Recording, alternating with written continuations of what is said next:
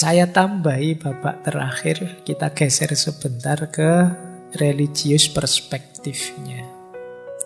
Kalau dalam agama, bentuk konkretnya perlawanan kita terhadap kebencian diri adalah hidup yang sabar dan syukur. Ada satu hadis yang artinya kira-kira seorang yang mukmin itu luar biasa hidupnya karena dia tidak bisa kalah. Kalau sedang enak dia bersyukur, kalau sedang sulit dia sabar. Jadi kita ini hidup ini tidak ada tidak nyamannya. Selalu nyaman. Tapi kan kadang-kadang berat, Pak. Tidak. Kalau pas berat, sulit, ada senjata namanya sabar. Kalau pas enak, nyaman, ada senjata namanya syukur. Ada syukur, ada sabar, menang sudah. Itu dua senjata utama. Nah, itu saya bawakan 2 ayat tentang syukur. Nanti teman-teman boleh baca sendiri, ngecek sendiri sak tafsirnya ya. Bisa yang pertama dari surat Ibrahim ayat 7, yang kedua dari surat Luqman ayat 12. Kalau yang pertama, wa itta'adzana rabbukum la in syakartum la azidannakum wa la in kafartum inna adzabi lasyadid. Jadi Allah menyatakan jika engkau bersyukur pasti akan kutambah nikmatnya untukmu, dan bila engkau kufur ya sesungguhnya siksaku amat pedih. Jadi tambah syukur, tambah nikmat. Karena syukur sendiri itu aktivitas menerima dan menikmati apapun yang diberikan oleh Allah. Mesti ditambah, mesti bertambah. Karena enak 10, begitu kita syukuri enaknya jadi 20. Karena dalam aktivitas bersyukur kita sedang menerima dan menikmati. Kalau tidak bersyukur kita menolak. Tidak hanya menolak kenikmatan yang datang, tapi juga menolak yang memberi kenikmatan, yaitu Allah. Makanya yang belakang disebut azabku sangat pedih, karena kamu nolak aku yang memberi kenikmatan tadi. Nah ini kalau pakai logika agama. Jadi kalau kalian dapat rezeki 10 ya, kalau bersyukur rezekinya nambah. Apa-apa kalau disyukuri ya nambah. Nambahnya paling tidak dari sisi nikmatnya. Yang kedua, kalau ini nanti bisa dibaca sendiri ya. Kalau ini nasihatnya Luqman. Saya ambil karena banyak rumor dalam dunia filsafat yang bilang bahwa Luqman ini representasinya Socrates. Silahkan dicari sendiri bukunya. Tapi di sini Luqman memang menyuruh untuk bersyukur.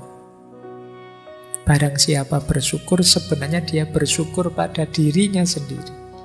Fa'innama yashkuru li nafsih. Kalau kita tidak bersyukur, fa'innallaha ghaniyyun hamid. Allah tidak butuh kita. Allah itu maha kaya, maha terpuji. Yang butuh bersyukur itu kita. Baik, kalau ayat-ayat teman-teman mestinya lebih paham ya, yang paham. Nanti kalau panjang-panjang bingung. Saya ambil lagi beberapa qaul dari para ulama. Kata Imam Ghazali, syukur itu lebih tinggi daripada sabar, daripada khauf, daripada zuhud. Jadi ini kalimat dari Imam Ghazali. Syekh Kamaluddin Ahmad. Beliau ini seorang qadhi dari Aleppo.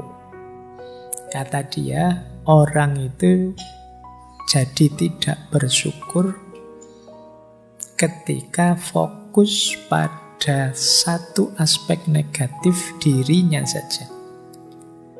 Jadi dia melupakan banyak aspek yang lain. Kata beliau, seringkali kita hanya melihat satu waktu saat kita sakit dan melupakan 99 kali saat kita sehat. Kapan saja kita kehilangan rasa syukur, maka kita akan kehilangan sifat iman kita.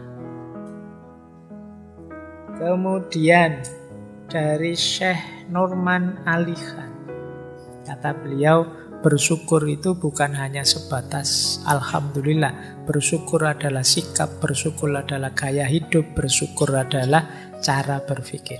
Dan masih banyak kaul-kaulnya para ulama yang menyuruh kita bersyukur. Orang bersyukur itu berarti menerima dirinya apa adanya. Rumusnya tadi, kalau pas yang jelek-jelek sabar, kalau yang baik-baik syukur. Ini menghindarkan kita dari benci pada diri kita sendiri. Terakhir,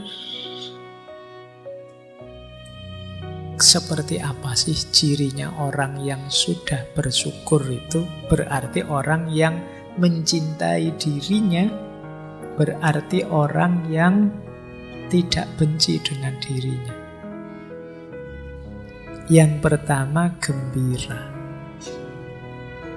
Kata Imam Hasan Al-Basri, kemana-mana orang ini senyum. Saya tidak tahu ada tidak di sini yang kemana-mana senyum. Saya ngomong gini terus bodoh senyum kabeh. Rasulullah itu punya satu gelar basam. Basam itu mukanya selalu tersenyum. Mungkin beliau pas tidak senyum, tapi orang dekat beliau rasanya disenyumi terus. Ini menunjukkan jiwa yang bersyukur. Jadi dia gembira, hidupnya gembira. Yang kedua, menggembirakan. Tidak hanya gembira, tapi juga menggembirakan. Menggembirakan itu kehadiranmu tidak hanya bermanfaat untuk dirimu, tapi bermanfaat untuk yang di luar dirimu. Karena engkau gembira, kalau bahasa psikologinya mungkin, maka frekuensi dan vibrasimu yang kamu sebarkan ke sekeliling juga menggembirakan. Orang bisa seperti ini karena dia bersyukur. Karena dia menerima hidupnya dan mensyukuri apapun yang terjadi dengan dirinya. Ketika dia bersyukur, dia gembira. Ketika dia gembira, dia menggembirakan. Kita dekat dengan orang yang senyum terus, dengan orang yang gembira kan enak. Tapi kita dekat dengan teman yang merengut terus, sumpek terus, susah terus, kita males. Main yuk ke teman yang itu, males nanti ketemu masalah lagi. Ada saja problem gitu kan, kita sering gitu. Nah, jadi orang yang menggembirakan, biar orang kangen dengan kita. Jadi, kan banyak itu di antara kita yang tidak bikin kangen, malah bikin sebel. Harusnya kehadiran kita ditunggu-tunggu, tapi nanti ada momen kehadiran kita dilarang-larang. Semoga dia tidak datang, semoga dia tidak datang. Allah datang. Itu ayo. Berarti kehadiran kita ditolak, tidak ditunggu. Yang ketiga, jiwa yang bersyukur, yang cinta dengan dirinya adalah jiwa yang kuat, tabah, dan bisa mengontrol diri. Ini hubungannya dengan kalau mengalami hal-hal yang negatif.